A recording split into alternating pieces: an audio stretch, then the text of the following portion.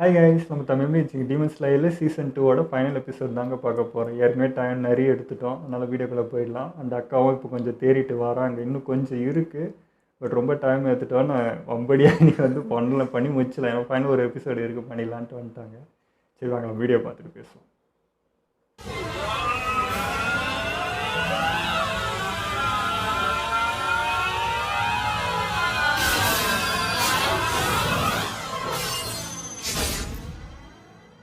வெறித்தனம் பண்ணிட்டாங்க.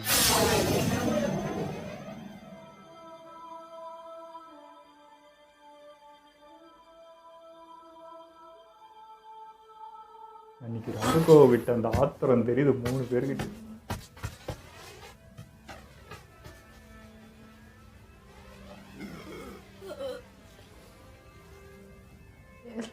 சிரிக்கிறதா சோகப்படுறதானே தெரியல, என்ன பண்றது.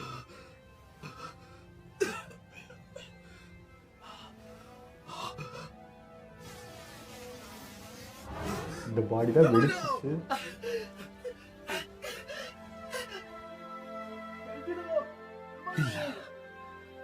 அவரா இதை சொல்றாரு? அவன் தலை ஒருவேளை நம்ம தலையை வெட்டலையோ?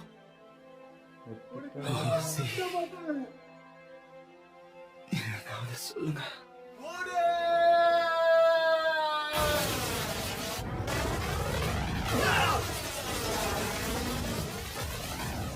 இவர் எவ்வளோ பதறாரு பற்றி அவனுக்காக.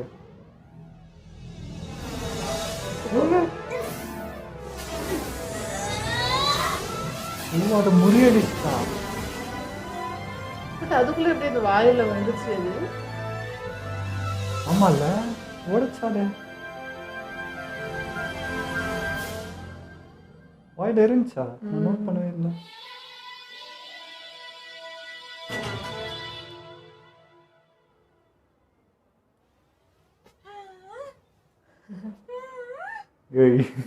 அட்டகாசம் மட்டும். ஆமா வந்துட்டு இல்லையா, வேற ஏதோ வச்சு கட்டியிருக்காங்க. அது எப்படி வந்துச்சுன்னு தெரியல. இவனா கட்டி வச்சிருப்பான்னு நினைக்கிறேன்.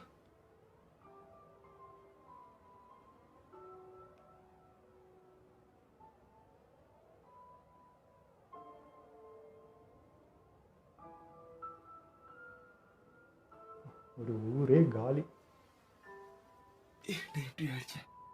ஆனா இந்த இடம் காலியான சந்தோஷம்.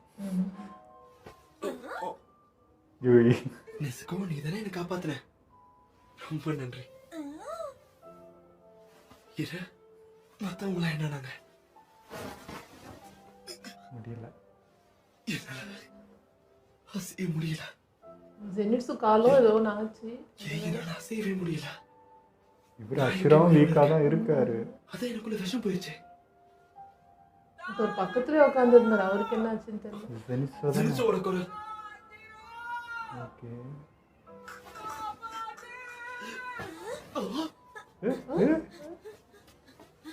சமா துணி உடனே என் உடம்பெல்லாம் பயங்கரமா வலிக்குது. எழுந்துட்டான். உடைஞ்சு போயிருக்கு. யாரு எப்படி பண்ணது? நீதான். ரொம்ப வலிக்குது, பார்க்கவே பயமா இருக்கு. உனக்கு ஒண்ணும் ஆகல, நீ நல்லா இருக்க. இல்ல நான் நல்லா இல்ல. என் நிலைமை மட்டும் எப்படி இல்ல, இனோஸ்கே என்னை விட மோசமா இருக்கா. அவரோட இதய துடிப்பு கொஞ்சம் கொஞ்சமா கம்மியாகிட்டே இருக்கு. இனோஸ்கே எங்க இருக்கா? அதோ அங்க இருக்கா பாரு.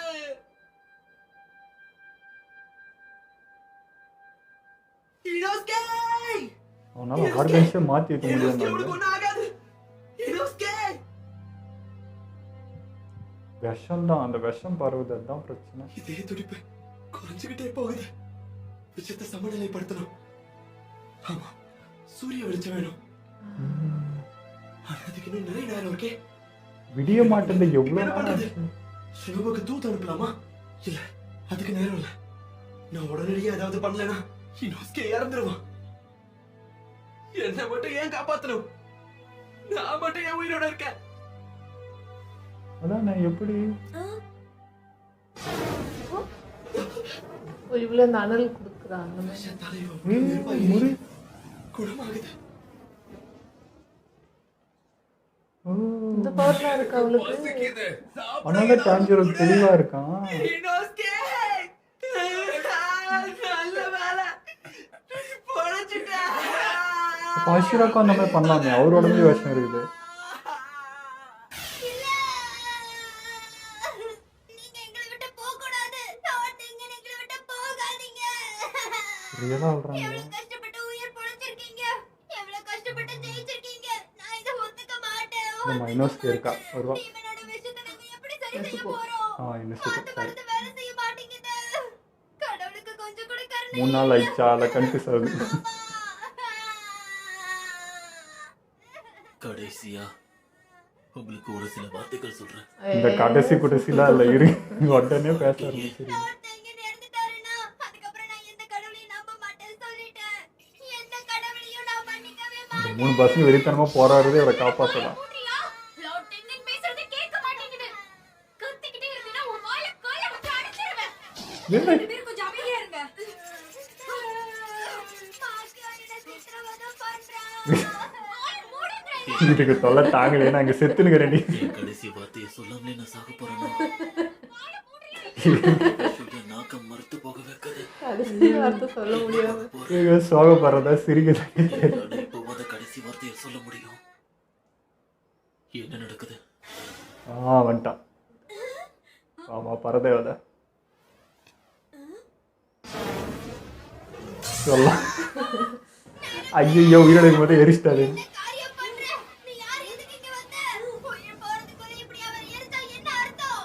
சரி. சாகாத ஒரு மனுஷனை உயிரோட எப்படி எரிப்ப? திரும்பி பாரு. இப்படி என்ன கொன்னுடுவேன். வர ஆத்திரத்துக்கு உனக்கு என்ன பண்ணுவேன்னு தெரியல. போதும், நிறுத்து. அதுக்குள்ள கடைசி வார்த்தை இருக்கு. விஷம் முறிஞ்சு போயிடுச்சு. 3 பொண்டாட்டிங்களோட டார்ச் இருக்குது. போயிடுங்களா நீங்க? இப்பதான் எனக்கு நிம்மதியா இருக்கு. ஒண்ணும் ஆகல. அப்படியே ஜெனிச்ச காப்பி தான். உங்க 3 பேரையும் கவலைப்பட வச்சதுக்காக மன்னிச்சிருங்க. நெசுகோட பிளட்டி மனால் அவரோட உடம்புல இருந்து முறிச்சிருச்சு. இது எப்படி வேலை செய்யுதுன்னு சுத்தமா தெரியல. தயவு செஞ்சு அசையாம இருங்க, இல்லாட்டி இந்த காயம் ஆறாது. நீங்க பொழைச்சது எனக்கு சந்தோஷம். எப்படி இப்படி ஒரு விஷயம் சாத்தியமாச்சு? எனக்கு எல்லாமே குழப்பமா இருக்கு. அப்புறம் ரிக்ஷா பண்ணா அது அப்புறம் ஒரு வருத்தப்படுவேன். அந்த டீமன்ஸோட தலையை நான் தேட போறேன். அது கண்டுபிடிக்கிற வரைக்கும் எனக்கு நிம்மதியே கிடையாது. தலை வேற இருக்கணும். நெஸ்கோ, அந்த பக்கம் எனக்கு ரத்தம் வர வருது. அங்க காணோம். ரத்தமாவா இருக்கு? டீமன்ஸ் ரத்தமா? திரும்ப திரும்ப வந்துட போறீங்க. சரி, இனிமே அது நம்மளை தாக்காது. லட்டு எடுக்கிறான். ரொம்படா. ஒரு அப்பர் லெவல் டீமனோட ரத்தத்தை எடுத்துக்கிட்டேன்.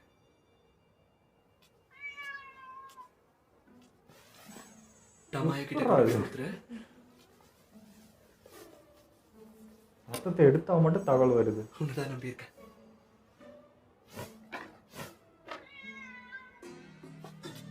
இவ்வளோ நேரம் மனுஷங்க செத்து பழிச்சுங்கிறாங்க. ஹெல்ப் பண்றதுக்கு ஒரு நாதி இல்லை. மாக்கிய Blood உயிர் மட்டும் வந்துடும். என்ன அப்புறப்படுத்திட்டாங்க போலயே. நிம்மதியா இருக்கு. குட்டியாக வர மாதிரியே இருக்குது. இந்த பக்கமா போ. டீமனுடைய வாடை அதிகமாயிட்டே இருக்கு.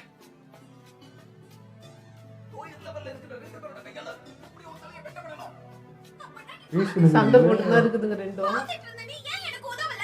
அடையருமங்களா. நான் தான் அர்ச்சனாவை எதிர்த்து சண்டை போட்டுட்டு இருந்தேன்ல. சண்டை போட்டுட்டு இருந்தா என்ன? ஏன் அவன் கதையை நீ அப்பவே முடிக்கல? அவனுக்கு முன்னாடி நீ அவன் தலையை வெட்ட வேண்டியதானே? நான் பெட்லாம் தான் இருந்தேன். ஆ? காதுல தோடு போட்டிருந்த அந்த பையன் உயிரோட இருந்தான். நான் அவன் கதையை எப்படியாவது முடிச்சிடலான்னு இருந்தேன்.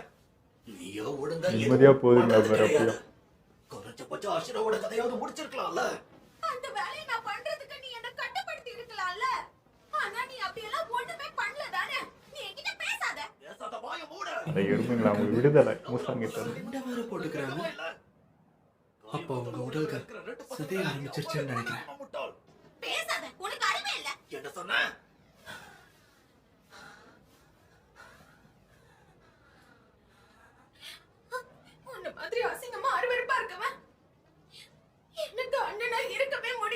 அடிப்பாவி. இப்ப சொல்றேன், எழுதி வச்சுக்கோ. உனக்கு எனக்கு ரத்த சம்பந்தமே இல்ல. ஏன்னா நம்ம பார்க்க ஒரே மாதிரி இல்ல. நீ எதுக்குமே லாயக்கு இல்ல. சும்மா பலசாலின்னு பெருமை பீத்திக்கிற. வேற எதுக்குமே நீ பிரயோஜனம் இல்ல. ஏதோ ட்ரை பண்ண எப்படி இருந்தாங்க. தெரியல. உன்னால இப்ப நானும் அழைச்சு போயிட்டு பாரு. மனுஷனா இருந்தப்போ அதே தான், டீமனாக இருந்தாலும் அதே தான். என்ன பார்த்து அப்படியே பேசாத. நான் மட்டும் உனக்கு இவ்வளவு நேரம் உதவி செய்யலனா எப்பவோ உன்னோட உயிர் போயிருக்கும். எத்தனை தடவை நான் உன்னை காப்பாத்தி பண்ணி யோசிச்சு பாரு. பிரயோஜனமே இல்லாதது நீதான், நான் இல்ல. நீ பலவீனமானவன், உனக்கு நீ எந்த மதிப்புமே இல்ல. எப்பவுமே நான் தான் உன்னை காப்பாத்தணும். நான் மட்டும் இல்லன்னா இந்நேரம் உன் வாழ்க்கை எப்பவோ வேற மாதிரி மாறி இருக்கும். என்னாலதான் உன் வாழ்க்கை இப்படி இருந்திருக்கு. எப்ப பார்த்தாலும் நீ ஏதாவது தப்பு பண்ணுவ, அதை நான் வந்து சரி பண்ணணுமா? முதல்ல உன்ன மாதிரி யார் பிறந்திருக்கவே கூடாது. பேசாதீங்களா? பொய் சொல்லாத. நீ மனசார அந்த மாதிரி நினைக்கவே இல்லை. இது எல்லாமே போய் 2 பேரும் ஒன்னா சேருங்க. இந்த உலகத்துல உங்களுக்குன்னு உங்களை தவிர யாரும் இல்லை.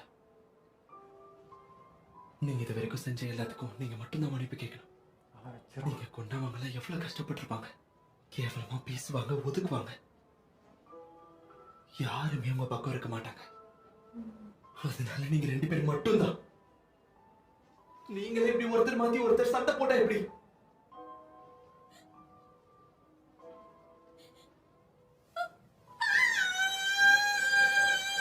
தப்பா வாழ்ந்திருக்கோன்றது ஒன்றா.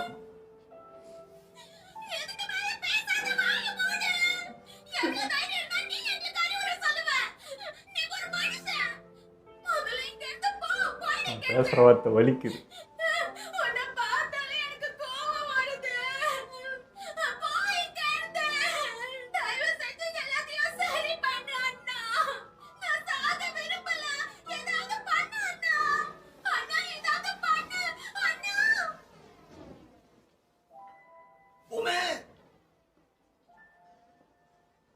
ஆமா, என் தங்கச்சியோட உண்மையான பேருமே டாகி கிடையாது. என்ன ஒரு கேவலமான பேரு.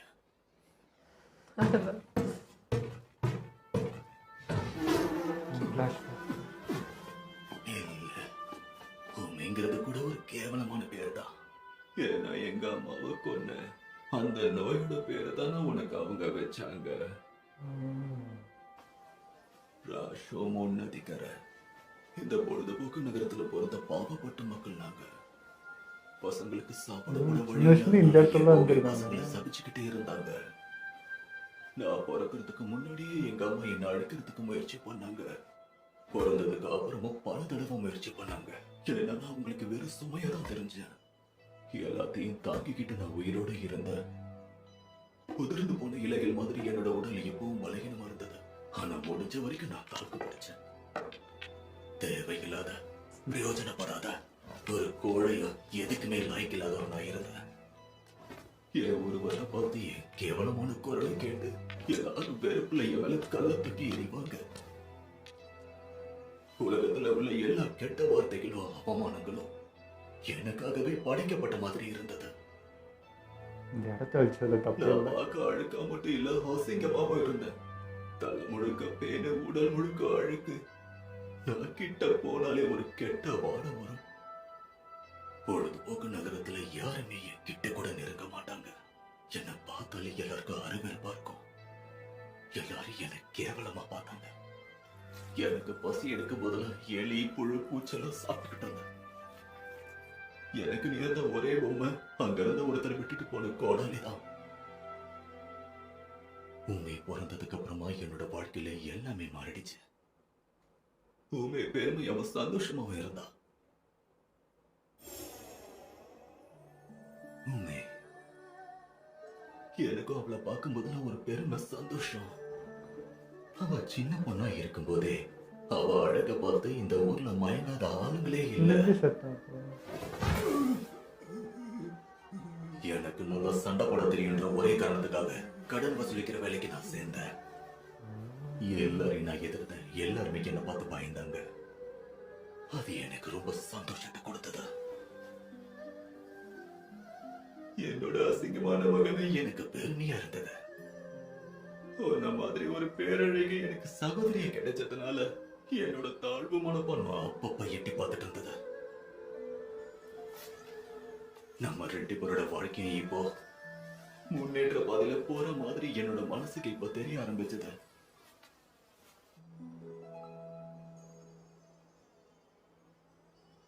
உன்னோட 13வது வயசு வரைக்கும் தான் இதெல்லாம்.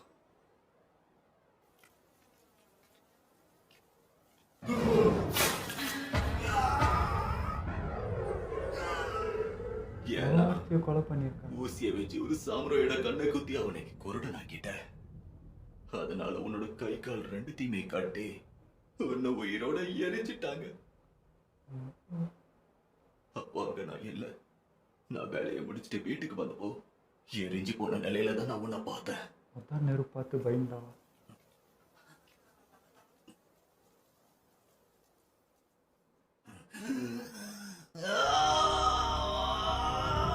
இல்ல இல்ல இல்ல இல்ல, என் தங்கச்சி என்கிட்ட இருந்து பறிக்காதீங்க. நீங்க ஏற்கனவே என்கிட்ட இருந்து எல்லாத்தையுமே பறிச்சிட்டீங்க. என் தங்கச்சியையும் பறிக்காதீங்க. நான் உங்களை மன்னிக்க மாட்டேன், மன்னிக்கவே மாட்டேன். என் தங்கச்சியை மறுபடியும் பழைய மாதிரி பாத்துங்க. இல்லைன்னா எல்லா கடவுளையும் நான் கொன்னுடுவேன். கடவுள் கேட்கல, சாத்தானும் கேட்டு.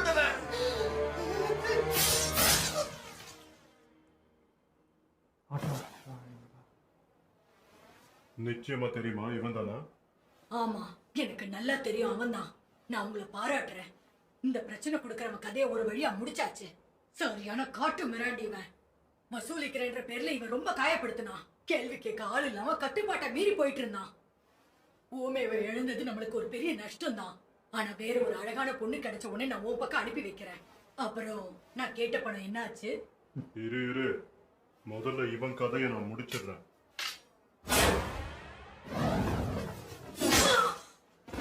அப்படியே இருந்து வந்து வெட்டுறான்.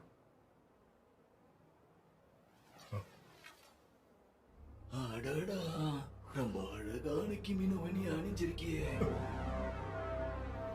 சுத்தமா இருக்க, பார்க்க வெள்ளையா இருக்க. மிஷினா இருந்தப்போ மிருகமா இருந்தது. சாப்பிடறதுக்கு நிறைய வச்சிருப்ப. நல்ல சுத்தமான படுக்கையில தான் நீ தூங்குவல. ஆனா அதெல்லாம் தாண்டி உனக்கு வேற எதுவுமே தெரியாது. மழை காத்துல இருந்து காப்பாத்த ஒரு கூரை வீட்டுல நீ இருக்க. அதிர்ஷ்டக்காரி, அதிர்ஷ்டக்காரி.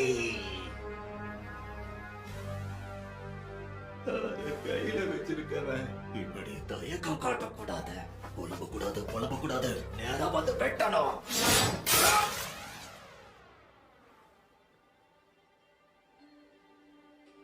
ஒரே வீட்டுல 2 துண்டா போயிடணும்.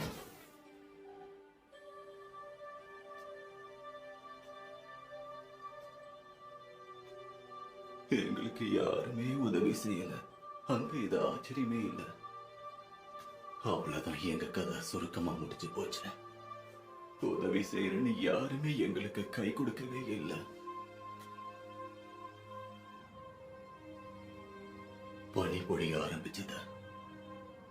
அந்த சூழ்நிலையில கூட யாருமே எங்களுக்கு கொஞ்சம் கூட கருணையே காட்டல. எதனால அப்படி? அதிர்ஷ்டமும் துரதிர்ஷ்டமும் ஒண்ணு சேர்ந்தா என்ன ஆகும்? இல்ல அதிர்ஷ்டமும் துரதிர்ஷ்டமும் மாறி மாறி வந்துகிட்டே இருக்குமா?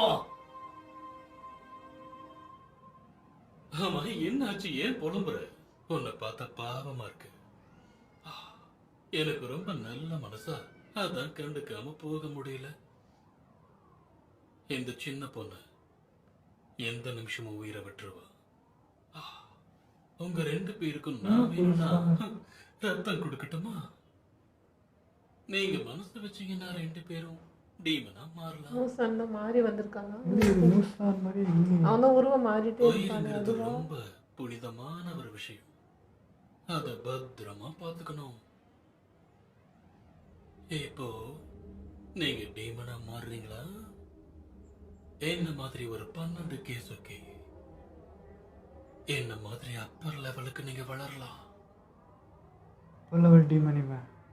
டீமன் ஆகிறத பத்தி நான் கொஞ்சம் கூட கவலைப்படல. எப்பயும் மூசான் தானே வருவான், ஆனால் டீமன் வந்துருக்கு.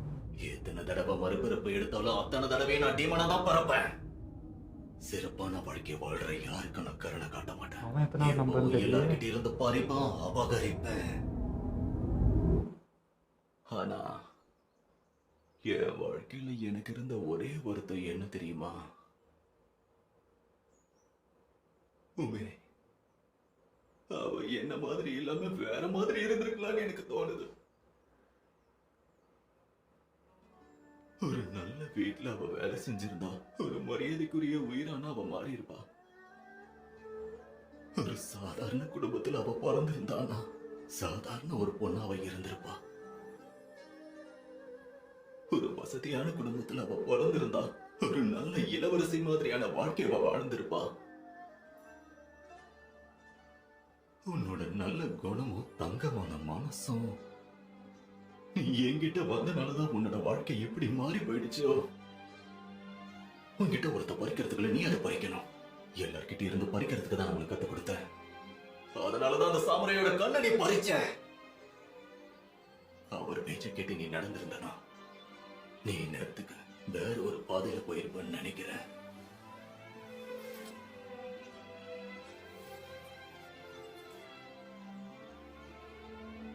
என் வாழ்க்கையில எனக்கு இருக்கிற ஒரே ஒரு வருத்தம் நீ மட்டும்தான் நான் நினைக்கிறேன்.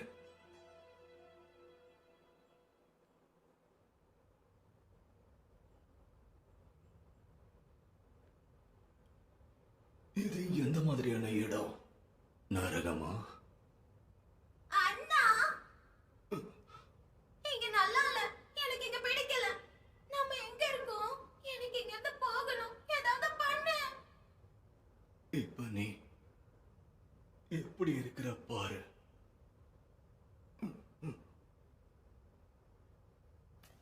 அப்படிதான் வெளியில போகணுமா? நான் சொல்றத கேளு. இனிமே என் பின்னாடி நீ வரவே கூடாது. ஏன் அப்படி சொல்ற? இரு, நான் உன் கூட என் பின்னாடி வராத. நான் பேசினதுக்கு கோவமா? நான் உன்கிட்ட மன்னிப்பு கேட்டுக்கிறேன். ஆனா நீ அசிங்கமா இல்லைன்னா நீ ஏன் அண்ணா கோவத்துல அப்படி பேசிட்ட? தோத்துட்டோன்ற வேதனை இல்ல. தோல்வியை ஒத்துக்க மனசு இல்லாம அப்படி பேசிட்டேன். என்ன மன்னிச்சிடு. நான் ஒழுங்கா சண்டை போடல. அது ஏன் தப்பு தான், மன்னிச்சிடு. நான் ஒழுங்கா சண்டை போட்டிருந்தா நம்ம தோத்திருக்க மாட்டோம். நமக்கு இந்த நிலைமை ஏற்பட நான் தான் காரணம். நான் சொல்றத கேளுண்ணா.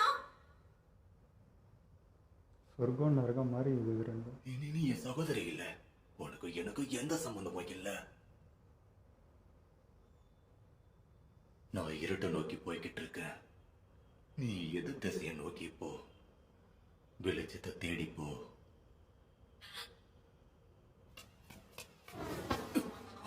ஏய்!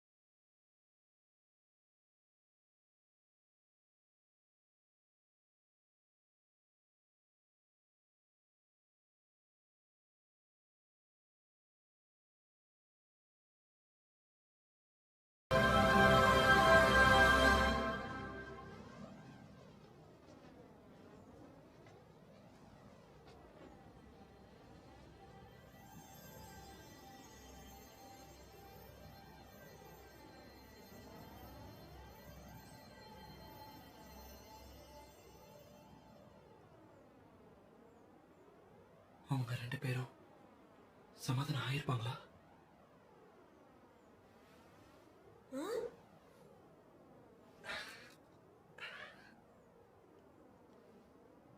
எல்லாம் முடிஞ்சு போச்சு. இதுக்கு மேல முடியாத. எல்லாம் முடிஞ்சா ஒன்று தான் முடிஞ்சு. அது சரி. ஆறா? அது அப்பர் லெவலோட கீழ் மட்டம். ஆறோ இல்லையோ அது தோக்கடிச்சது அப்பர் லெவலில் சேர்ந்தவங்க தான். அதனால உங்களுக்கு என்னுடைய வாழ்த்துக்கள். ஆரோ யாரோ பாராட்டுறதுல எனக்கு ஒன்றும் இல்லை. உன்னோட ஏன் கொஞ்சம் முன்னாடி வந்துருக்கூடாதா? உண்மைதான். இங்க வரதுக்கு உங்களுக்கு இவ்வளவு நேரம் ஆச்சா? ஏன் உங்களுக்கு இங்க வரதுக்கு இவ்வளவு நேரம்? சொல்லுங்க. உன் இடது கண்ணையும் இடது கையையும் எழுந்துட்டியே, அடுத்தது என்ன பண்ண போற? அப்பர் லெவலோட லோயர் லெவல் 6 வீழ்த்திட்ட. எப்போ மறுபடியும் உன் கடமையை செய்ய போற? நீ வர வரைக்கும் உன்னோட இடத்துல யார் இருக்க போறாங்க? இதோட நான் ஓய்வு எடுத்துக்கிறேன். இதுக்கு மேலே என்னால சண்டை போட முடியாது. ஐயோ, கண்டிப்பா மாஸ்டர் இதை ஏத்துப்பாருன்னு நினைக்கிறேன். என்ன பேசுற? நான் இதை ஏத்துக்கவே மாட்டேன். இவர் இருக்க மாட்டார். நிறைய இளைஞர்கள் நம்ம இடத்துக்கு வரதுக்கு முன்னாடி உயிரை விட்டுட்டாங்க. ரெங்கோக்கு இறந்தப்புறம் அந்த ஹஷிரா இடத்துக்கே இன்னும் யாரும் வரல. உன்ன மாதிரி ஊக்கம் இல்லாதவன் கூட ஓரளவுக்கு சிறப்பாக தான் இருப்பான். சாகிற வரைக்கும் நீ சண்டை போடணும். முடியாது.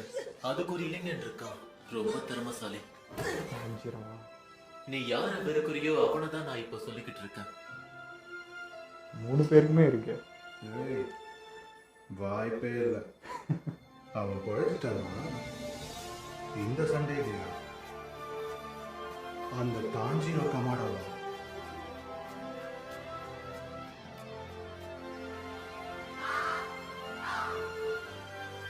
ஏன் இப்போ ஜெனிட்ஸோ யுனெஸ்கோ பற்றி பேச மாட்டாங்க புரியல. சிறப்பான வேலைக்காக தாஜிரோ, நிசுகோ, ஜெனிட்சு, யுனெஸ்கோ. உங்களுக்கு முடியலையா? 100 வருஷமா எதுவுமே மாறாம இருக்குது. இப்போ மாறிடுச்சு. கொஞ்சம் இங்க பாரு. சொல்லுங்க. உனக்கு தெரியுதா, இது ஒரு அறிகுறி. இது எதிர்பாராத அளவுக்கு மாறப்போகுது. முன்னேற்றம். எல்லா பிரச்சனைகளும் மாயமா மறைய போகுது. அவங்க அத்தனை பேரும் அழிய போறாங்க, வேரோட அழிய போறாங்க. கண்டிப்பா அந்த முக்கியமான டீமனை பிடிச்சிருவாங்க. கியோட்சுஜி மியூசா இவர் உடம்புல அதே விஷயம் இருக்கிற மாதிரி இல்லை. கண்டிப்பா அவனை எப்படியாவது அழிச்சே தீருவாங்க. அது கருநீல கலர்ல இருந்துச்சு. உங்களோட நம்பிக்கையை நீங்க தான். நெசுக்க வந்து இவரே என்ன பண்ண ஆகுமோன்ற மாதிரி இருக்கு. பசங்களா போய் தண்ணியை குடிக்க வைங்க. இவருக்கு மருந்து கொண்டு வாங்க சீக்கிரம். ஆமா, நெசுக்க ட்ரை பண்ணி பாருங்க. அப்பானா இப்போ குழந்தைங்களா அதுங்களா? ஐயோ 3 மாற்று பரிமாணம், முடிவில்லா கோட்டை.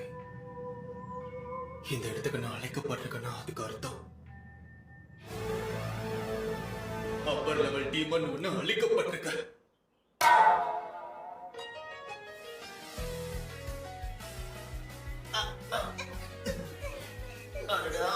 பயங்கரமா வலிக்குது.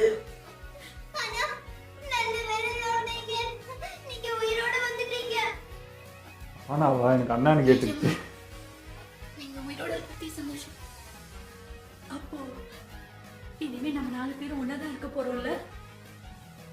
ஆமா, எல்லாரும் வீட்டுக்கு போலாம். வரவேற்பா ஏத்துப்போம். இங்கேயா? உயிரோட இருக்கும்.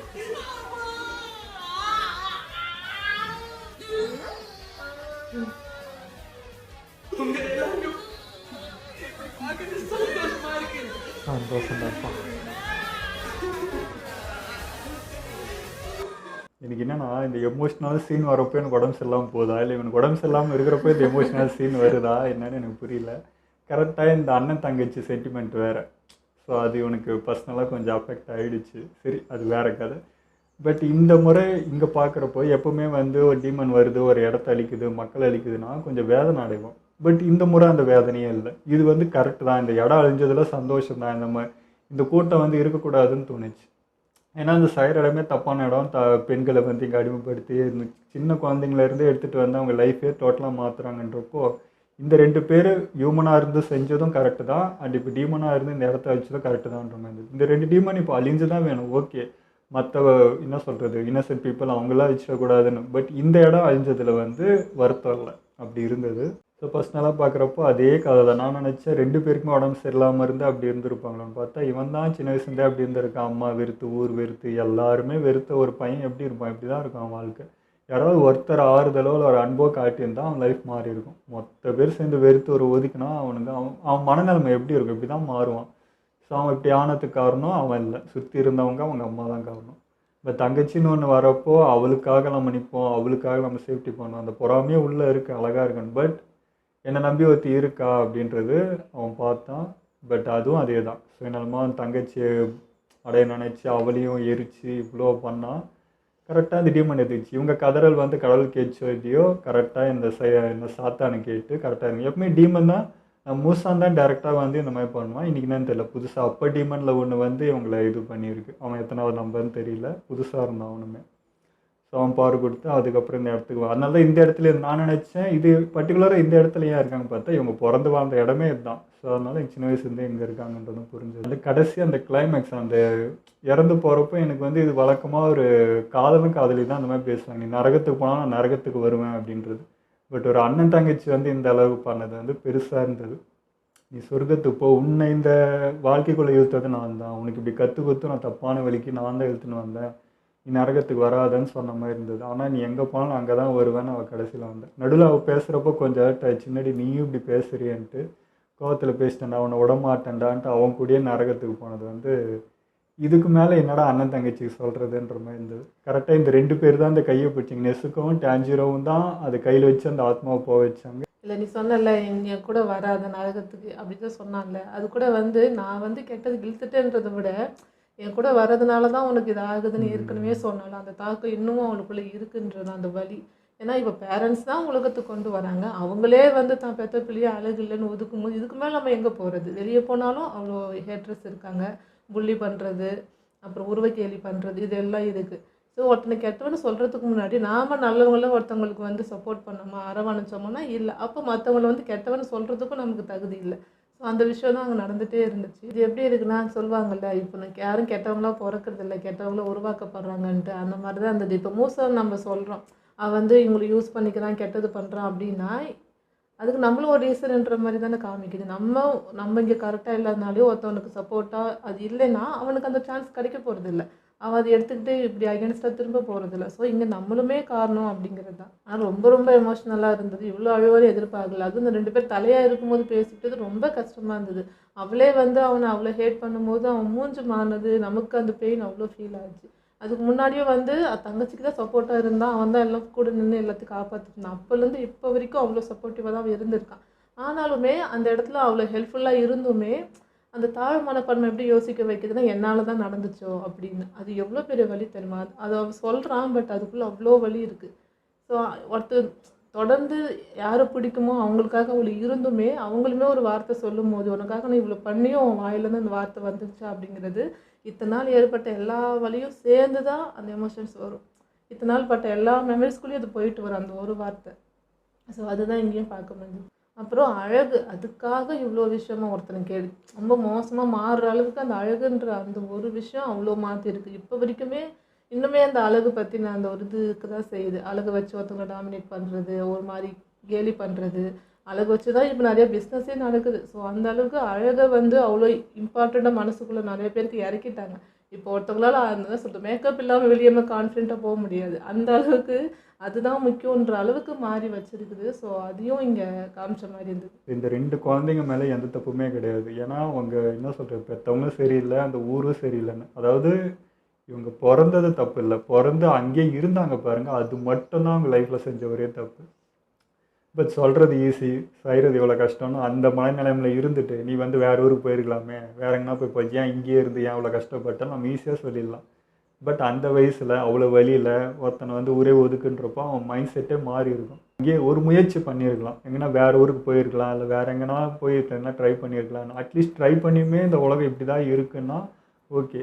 பட் இந்த ஊருக்குள்ளேயே வந்துட்டு நம்மளை இப்படியே தான் ஒதுக்கி வச்சிருவாங்கன்னு இருந்தது தான் அவங்க அந்த முயற்சி எடுத்திருக்கலாம். இவ்வளோ அவன் வந்து ரவுடியாக இருந்து இவங்களை வந்து மிரட்டி ஆடுற அளவுக்கு தைரியம் இருக்கிற ஒரு ஆள் தங்கச்சி கூட்டிகிட்டு வேறு ஊருக்கு போகிறதுக்கும் அவனுக்கு கெப்பாசிட்டி இருக்குது. பட் அந்த முயற்சி பண்ணல. வேறு இடம் போனாலும் இப்படியே இருக்குமோன்னு நினச்சிட்டானான்னு தெரியல. அதை மட்டும் அவன் பண்ணியிருந்தா வேற மாதிரி லைஃப் மாறி அது ரொம்ப கஷ்டம். ஒரு தாய் மனப்பான்மையில் ஆல்ரெடி இருக்கான், இங்கே வளர்ந்த தங்கச்சியும் ஒருத்தி இருக்கா, அதுக்குள்ளேயே நிறைய பிரச்சனையும் வந்துருச்சு. ஓகே, ஆக மொத்தம் இந்த சைடு ஒன்று முடிஞ்சிச்சு. பட் நம்ம சைடு பார்க்குறப்போ ஒரு பாசிட்டிவ். ஏன்னா போன வாட்டி ரங்கக்கோன்ற ஒரு பெரிய இதுவே நம்மளை விட்டு போயிடுச்சுன்றப்போ இந்த முறை அந்த மாதிரி எதுவுமே இல்லை, எல்லாருமே பொழைச்சிட்டாங்க. அதுவும் வந்து நீ நெசுக்கோ தான் வந்து மாஸ் பண்ணான். அது வந்து எதிர்ச்சியாக பண்ணான். அவன் வந்து அந்த உடம்பு வெடித்து அந்த இது வரப்போ அதை தடுக்கணும்னு பண்ணான். பட் அது வந்து டேஞ்சரோட அந்த இதுவும் முறியடிச்சிச்சு. ஸோ அப்போ பிளட்டை இது பண்ணுதுன்னு சொல்லிட்டு டக்குன்னு பண்ணாங்க. அது வேற எதிர்ச்சியாக பண்ணால் பட் அது ஒரு பெனிஃபிட்டாக அமைஞ்சது. ஸோ இந்த இடத்துல உயிர் சேதம் இல்லை, இது இல்லை. அதே மாதிரி அவர் வந்து கிளம்புறேன்ட்டார். ஸோ இதுலேருந்து நான் விளக்குறேன், நான் இதுக்கு மேலே என்ன பண்ண முடியும் அப்படின்ற மாதிரி அவர் போயிட்டார். பட் இவ்வளோ பெரிய சம்பவம் பண்ணிட்டு அவர் போயிட்டா மூசானை வந்து விட்டுருவானா, அவர் போய் திரும்ப ஏதாவது நோண்டுவானோன்ற எனக்கு இது இருக்குது. இங்கே இருக்கிற வரைக்கும் அவருக்கு சேஃப்டி. இப்போ தனியாக அவர் அங்கே போகிறாருன்னா இப்போ கொண்டுட்டானா கண்டிப்பாக இவங்களாம் கோவத்தில் தான் இருப்பாங்க. ஸோ அவருக்கு பாதிப்பு இருக்குமோன்ற மாதிரி இருக்குது. அவருக்கும் தலைமை கத்தி தொங்குதுன்ற மாதிரி தான் இருந்துச்சு. பட் அங்கே பார்க்குறப்போ குரு அவரே வந்து ரத்த வாந்தி எடுத்துகிட்டு இருந்தார். அவர் அவ்வளோதான் லாஸ்ட் ஸ்டேஜுக்கு வந்துட்டார். அந்த மாதிரி இருந்தது. அவர் உடம்புலையும் பார்க்கறதுக்கு அதேமாதிரி விஷம் தாங்க, அந்த இது மாதிரியே இருந்தது. மேபி நெசுக்கோ போயிட்டு எதனா பண்ண முடியுமா, அவரை க்யூர் பண்ணிட முடியுமா, இந்த இதுவும் இப்போ தான் நடந்துச்சு. இது எதிர்பாராமல் ஒன்று நடந்திருக்கு. இப்போ இந்த தகவல் சொல்லி அவருக்கும் அப்போ ட்ரை பண்ணி பார்க்கலாமான்ற மாதிரி தோணுது. அது பார்ப்போம் எப்படி நடக்குது. அண்ட் இவர் லாஸ்ட்டாக அந்த ஐஸ்வர்யா பாருங்க, கொஞ்சம் முன்னாடி வந்து இவ்வளோ பெரிய சமன் அது இவர் வந்து கூலாக வந்து இப்போ பேசினுக்கிறாரு. அண்ட் வந்து ஒரு பாசிட்டிவான விஷயமும் நம்ம சைடு வந்து ஆட்கள் குறைஞ்சிட்டே இருக்கு, நீயும் போனால் எப்படின்றப்போ இருக்காங்கடா 3 பசங்க. ஆனால் வந்து டேஞ்சரோ மட்டும்தான் அவர் மென்ஷன் பண்ணுறாரு. எப்போவுமே இதே தாங்க, அந்த மீதி 2 பேரை பற்றி யாருமே பேச்சே எடுக்கிறதில்ல. அவங்க 2 பேரும் தான் சமமாக போடுறாங்க. பட் வந்து டேஞ்சரோ தான் ஹைலைட்டாக சொல்கிறாங்க. பட் 3 பேருமே அது கெப்பாசிட்டி உள்ளவங்க தான். இப்போ திரும்ப ஒரு 3 பசங்க இருக்காங்க வராங்கன்றப்போ அவருக்கு குருக்கு இன்னும் பெருமை. இவங்களே முடிச்சிட்டாங்களா, நம்ம சைடு இவ்வளோ பாசிட்டிவ் க்ரியேட் ஆகுதுன்னா இங்கே வந்து அஷிராஸே போராடிட்டு இருந்த அந்த டைமு எத்தனை அஷிரா நம்ம சைடு இழந்துட்டு இருந்தோம். பட் இப்போ இந்த பசங்களே வந்து இவ்வளோ முன்னேற்றம் இருக்குன்னா நம்ம சைடு இப்போ வந்து பலம் கூடுது அப்படின்ற ஒரு பாசிட்டிவ் வந்தது. அதனால தான் அவர் அவ்வளோ சந்தோஷப்பட்டார் தெரிஞ்சது. பட் பார்ப்போம் இந்த சைடு இப்போ வந்ததுக்கப்புறம் மீதி ஐஸ்வர்யாஸ்லாம் இப்போ எப்படி நம்ம பசங்க ட்ரீட் பண்ணுறாங்க, என்ன நடக்குதுன்றது பார்க்கலாம். இல்லை இவர் எடுத்தது நல்ல டிசிஷன். இனிமேல் ஃபைட்டுக்கு வர மாட்டேன்ட்டானா ஒப்பனை வந்து வான்னு கூப்பிட்றாரு. அவர் ஒரு கை வச்சுட்டு அவருக்கு தானே ஆச்சுன்னு என்ன பண்ணுறது. உயிரோடு இருக்கிற வரைக்கும் சந்தோஷம், வராட்டி கூட பரவாயில்ல, மனுஷன் எங்கேனாச்சும் இருக்கட்டும்ன்ட்டு. இப்போ நம்ம நெசுக்கோ பற்றி அவங்களுக்கு புரிதல் இருந்திருக்கும். அவன் வந்து காப்பாற்றிருக்கா, அவள் எவ்வளோ வேணா எல்லாருக்கும் டவுட் இருந்தது மற்ற ஆசிராவுக்கு தான். இப்போ அது புரிஞ்சிடும். அந்த மாதிரி எனக்கு தெரிஞ்சு டேஞ்சரோ நம்ம இனோசுக்கே ஜெனிட்ஸோ விட அவன் கொஞ்சம் அதிகம் தான் எனக்கு தோணுது நிறைய விஷயத்தில். ஆனால் அவங்களும் ஃபுல் பவர் சப்போர்ட் எல்லாம் பண்ணுறாங்க. ஆனாலும் ஒரு படி மேலே நம்ம டேஞ்சரோ கிட்ட நிறையா கான்ஃபிடென்ட்டும் திரும்ப வர்றது அதெல்லாம் வந்து அதிகமாக தான் இருக்குது. ஆமாம், அவன் அதான் அவன் வழி காட்டிடுவான். அந்த பசங்க ரெண்டும் அதை பிடிச்சிட்டு திரும்ப வருவாங்க. ஏன்னா ஜெனிஸ்க்கு வந்து தூக்கம் வரணும். தூக்கம் வந்தாலும் அது வரைக்கும் நம்ம வெயிட் பண்ண முடியாதுல்ல, அந்த இதெல்லாம் இருக்குல்ல. பட் நம்ம ஆள் அப்படி கிடையாது. ஸோ அந்த விஷயத்துலாம் பார்க்கும்போது இவன் ஓகே தான். ஓகேங்க, சீசன் 2 வந்து நல்லபடியாக முடிஞ்சது. ஒரு நெகட்டிவான தாட்டில் ஆரம்பித்து எப்படி சொல்கிறது, சீசன் 2 ஆரம்பிக்கும் போது ஒரு பெரிய கேரக்டர் போது தள்ளிட்டிங்களான்னும் போது ஃபுல்லாக ஆஃப் ஆச்சு. பட் எண்டில் வந்து அந்த பாசிட்டிவை திரும்ப கொண்டு வந்துட்டாங்க. இனிமேல் நம்ம பசங்க அந்த இடத்துல இருந்து அவர் இடத்துலேருந்து நம்ம பசங்க போராடுவாங்கன்றது நல்லா போச்சு. ஸோ அடுத்து நம்ம 3rd சீசனுக்குள்ளே போகிறோம். இன்னும் அங்கே வந்து இப்போ 2 சைடுமே பரபரப்பு தான். இந்த சைடு பாசிட்டிவ் க்ரியேட் ஆயிடுச்சுன்றப்போ இங்கே என்னென்ன நடக்க போகுது, இங்கே எப்படி ட்ரைனிங் இருக்க போகுதுன்னு அந்த சைடு இப்போயே மீட்டிங் ஆரம்பிச்சிட்டான். முடிஞ்சிச்சு, அதுக்குள்ளே 3rd டிமன் வந்து இங்கே நிற்குது. அப்படின்னா ஒருத்தர் செத்துட்டானா போச்சு, மூசா நம்மளை தாண்டா போட்டு வாட்டி வாசுவான்றமே அவன் கண்ணில் ஒரு பீதி தெரியுது. ஸோ 2 சைடுமே பரபரப்பாகும்போது மட்டும் புரியுது. ஸோ சீக்கிரமாக பார்த்துரும். ஓகே, இதெல்லாம் நம்ம வீடியோ முடிச்சுப்போம். மறக்காமல் லைக் ஷேர் பண்ணுங்கள், மறக்காமல் சப்ஸ்கிரைப் பண்ணிடுங்க.